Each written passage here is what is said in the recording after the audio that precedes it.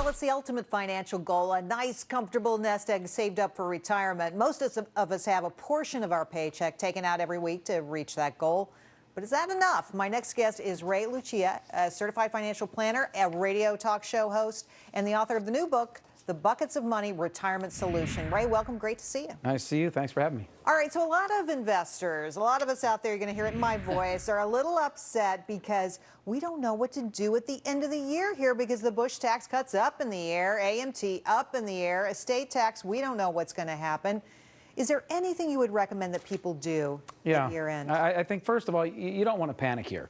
Listen, the Bush tax cuts, whether they get extended or not, are not going to affect most people that much. The estate tax, I doubt seriously that they're going to have $1 million exemption. My suspicion is, Gerri, we're going to be back to a $3.5 million exemption. The Republicans and the Democrats both shook hands on that just a couple of years ago. So I think the best thing to do is pretty much nothing and wait to see what Congress is going to, it could be a long wait. I don't know when these two parties are ever going to get together. Let's talk a little bit about what people have been through and how it's affecting their current decisions. You know, stocks have not done that much in pretty much a decade. We had a nice run up recently, and now people pretty much hooked on bonds and bond funds. Is that healthy? It's crazy is what it is. Listen, we've had more money plow into bond funds in the last year and money coming out of stock funds.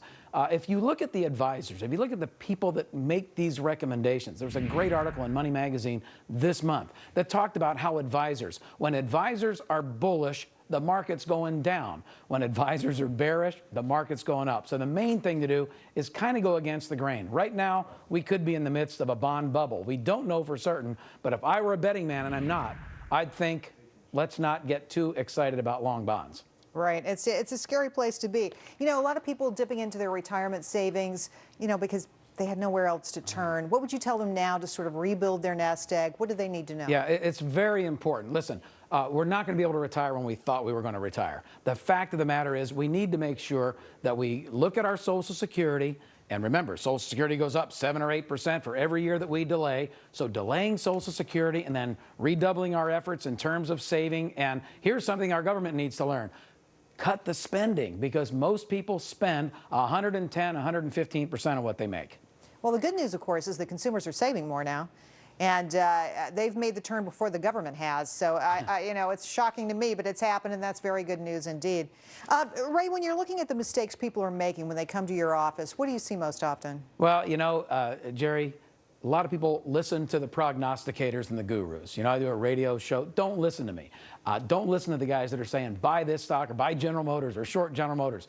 The key here is to have a strategy that works whether we have inflation or whether we have deflation. I wrote the book, The Buckets of Money Retirement Solution, to address those issues. You need to follow science, not speculation. Don't listen to the market gurus. They're only right 46% of the time. That's not a good hit, Ray. Not good. If you're retiring and I'm responsible for your retirement security, I better be right 96% of the time, not 46%. Or 100 would be good. Ray, 100 would be good. Thanks so much for coming in Thank today. you. We really appreciate it.